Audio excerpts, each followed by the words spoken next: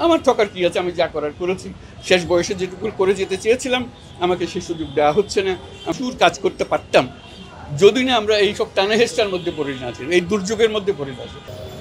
আমরা তো আর এমন না যে বিরাট কোনো ব্যবসা বাণিজ্য নিয়ে দেশ বিদেশে যাতাম। আমরা শুধু পরামর্শ দিচ্ছি, মানুষকে অনুপ্রেরণা দেওয়ার চেষ্টা করি কাজ করার জন্য, সেগুলো করি। আমার কাছে ভালো লাগে, সে অনুপ্রেরণাতে অনেক মানুষ সাড়া দেয়, সাধারণ মানুষ সাড়া দেয়, তরুণরা সাড়া দিচ্ছে, বিশ্ববিদ্যালয়ের সময় তরুণরা সাড়া দেয়, ছোট ব্যবসায়ী সাড়া দেয়, দুনিয়ার বড় বড় ঝানু ব্যবসায়ী, বহু ধনী ব্যক্তি তারা সাড়া দেয়। আমাদের তো কোনো ক্ষমতা নেই তাদেরকে বাধ্য করার জন্য, কিন্তু তারা সাড়া দেয়, তারা নিজেরা এগিয়ে আসে। এটাই ভালো লাগে। এবং ভালো লাগে এটা বাংলাদেশ থেকে একটা আইডিয়া, একটা কনসেপ্ট, এটা কর্মকাণ্ড পৃথিবীর বিভিন্ন জায়গাতে অতি আগ্রহের সঙ্গে সেটা থাকে। এতে দেশের মানুষের মনে একটা আত্মবিশ্বাস জাগে যে আমরা একটা ফেলনা জাতি না, আমরা এমন জাতি যে দুনিয়ার সামনে একটা নমুনা দিয়ে আসতে পারি, যেটা কাজে লাগে, মানুষ গ্রহণ করে। কিছু কিছু জিনিস আমার কাছে অদ্ভুত লাগে, যে চিন্তা করি নাই যে কোনো দিন এরকম একটা কাজের মধ্যে জড়িত হতে পারে। যেমন প্যারিস অলিম্পিক এই আগামী জুলাই মাসে হবে, এই যে কথাগুলো বলেছি তাদের মনে গেঁথেছে। পুরো প্যারিস অলিম্পিকের ফ্রেমওয়ার্ক তৈরি হচ্ছে আমি যে সমস্ত কথা বলেছি তার আঙ্গিকে। কাজে এটাও তো গর্ব করার একটা জিনিস। আমার ব্যক্তিগত গর্বের কথা ছেড়ে দিলাম, এটা বড়াই করার বিষয় না, কিন্তু কথা হলো যে বাংলাদেশের একটা আইডিয়া প্যারিসের মতো জায়গায়, এত জ্ঞানী গুণীর যে শহর দেশ, সেখানে তারা আমার ধারণাকে নিয়ে একটা বড় অলিম্পিক তৈরি করতে যাচ্ছে। সেটা কিভাবে করবে, তারা এটাকে স্বীকৃতি দেবে কি দেবে না সেটা তাদের বিষয়, কিন্তু আমার কাছে আনন্দ হয় যেটা হচ্ছে, এবং দেশের তরুণরা উদ্বুদ্ধ হয় যে আমাদের ধারণা দিয়ে একটা একটা কর্মকাণ্ড হতে যাচ্ছে। এটাও মনে রাখার বিষয় যে প্যারিসে যে অলিম্পিকটা হচ্ছে সেটা 100 বছর পরে প্যারিসে হচ্ছে। তাদের উৎসবের সীমা নেই যে 100 বছর পরে অলিম্পিক আমাদের কাছে ফিরে এসছে। সেই 100 বছর পরে ফিরে আসা অলিম্পিককে, সেই ধারণাগত কাঠামোগত জিনিসটা আসছে বাংলাদেশ থেকে। এটা একটা মহাসম্মানের ব্যাপার, এবং আগামীতে কীভাবে হবে সেটা আপনারা দেখবেন। তা আমাকে স্পোর্টস জগতের মধ্যে আস্তে আস্তে টেনে ফেলছে। আমি স্পোর্টসের মানুষ না, কোনোদিন স্পোর্টস নিয়ে কোনো কাজ করি না, কিন্তু এখন আমার স্পোর্টসের ভেতরে টানতেছে।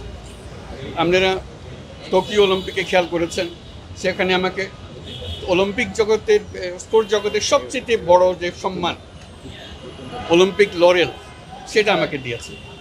এবং সারা দুনিয়ার মানুষ, কোটি কোটি মানুষ তার উদ্বোধনী অনুষ্ঠান হিসেবে দেখেছে, তারা আমাকে সম্মান দিচ্ছে, আমি সেই সম্মাননা গ্রহণ করছি। এর ফলে এই জগতের সঙ্গে আমার আরেকটা পরিচয় হয়ে গেল। অলিম্পিক লরেল এ পর্যন্ত মাত্র 2বার দেওয়া হয়েছে, আমাকে একবার দেওয়া হয়েছে, আর প্রথমে আরেকজনকে দেওয়া হয়েছে, আর দেওয়া হয়নি। ভবিষ্যতে কিভাবে দেওয়া হবে সেটার জন্য একটা সিলেকশন কমিটি তৈরি হয়েছে। আমি অবাক করলাম যে আমাকে সেই সিলেকশন কমিটির সদস্য করা হয়েছে।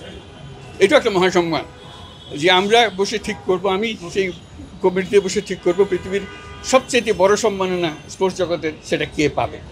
এটা আমার একার সম্মান না, এটা আমার দেশের সম্মান। দেশের সব কথার উল্লেখ করতে হবে যে বাংলাদেশের সন্তান এখানে এসছে, এই কথা যাচ্ছে। আমি ফুটবল জগতের সঙ্গে কোনো পরিচিত মানুষ না, আমি ফুটবলের সঙ্গে জড়িত ছিলাম না। এখন ফিফার অনুষ্ঠানে আমাকে প্রধান অতিথি করে নিয়ে যাওয়া হয়, যেহেতু আমি এমন কোনো কথাবার্তা বলছি যেগুলো স্পোর্টস জগতের মধ্যে ঢুকতে আরম্ভ করেছে, এটা আমি তো বাধ্য করতে পারছি না তাদেরকে। তারা স্বাগত জানাচ্ছে, নিয়ে যাচ্ছে, আমাকে করে যাচ্ছে, এবং এখন ক্রীড়া জগতের বিভিন্ন জায়গাতে সেটা প্রতিফলিত হচ্ছে। এই যে একটু আগে আমরা অপেক্ষা করছিলাম এখানে আসার জন্য, সেখানে হঠাৎ একজন বিদেশি ভদ্রলোক এসে আমার সঙ্গে দেখা করলেন, তো একটা কথা বলার জন্য, যে আমি ব্যবসা করি বাংলাদেশের সঙ্গে, যিনি ভারতীয় লোক, বাংলাদেশের সঙ্গে ব্যবসা করি, আমি বহু টাকা অর্জন করেছি, কিন্তু কিছু টাকা আমি পৃথকভাবে রেখে দিই সবসময়, এটা আমার টাকা মনে করি না। এতে বেশ বড় অঙ্কের টাকা জমা হয়েছে, আমি অপেক্ষা করছি আপনার সঙ্গে আলাপ করার জন্য, আমি কি করতে পারি এই টাকা। আপনার সামাজিক ব্যবসার কথা আমি শুনেছি, পড়েছি, এটা কীভাবে সামাজিক ব্যবসায় লাগাতে পারি। এই লোককে তো আমি চিনি না, এই লোকের এত টাকা সে এটা খরচ করতে চায়, ব্যয় করতে চায়, কীভাবে করবে সে পরামর্শের জন্য আমার খোঁজ নিচ্ছি। আমার অফিসে যাওয়ার কথা ছিল, সে বলছে যে না, আমি এখানে এসে দেখা করছি, এটাই আমার জন্য যথেষ্ট, আমি সময় পেলে আবার আমরা সময় দিলে আমি আবার করব। এই যে মানুষকে, তরুণকে উদ্বুদ্ধ করা, মানুষকে উদ্বুদ্ধ করা, ব্যবসায়ীকে উদ্বুদ্ধ করা, এটা নতুন এক কতগুলো কাঠামো, যেখানে আমরা বলছি 3 শূন্যের পৃথিবী সৃষ্টি করব। মানুষ এক কথা উড়িয়ে দিতে পারতো, তা উড়িয়ে না দিয়ে সে গ্রহণ করছে, সেগুলো কাজে লাগাচ্ছে। তো এই যে কাজ করার যে একটা উঁচু লেভেলে আমরা আসতে পেরেছি এবং প্রচুর কাজ করতে পারতাম, যদি না আমরা এইসব টানাহেস্টার মধ্যে পড়ে না আছি, এই দুর্যোগের মধ্যে পড়ে না আছি। এটা ঠকছে কারা? আমি কি ঠকছি? আমার ঠকার কী আছে? আমি যা করার করেছি। শেষ বয়সে যেটুকু করে যেতে চেয়েছিলাম, আমাকে সে সুযোগ দেওয়া হচ্ছে না, আমাকে নানা টানাহেস্টার মধ্যে রাখা হচ্ছে। সেটা দেশের মানুষ ঠকছে।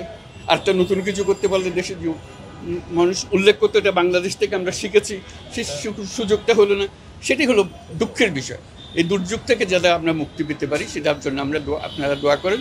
আমি দেশবাসীর কাছ থেকে সেই দোয়াটা চাচ্ছি।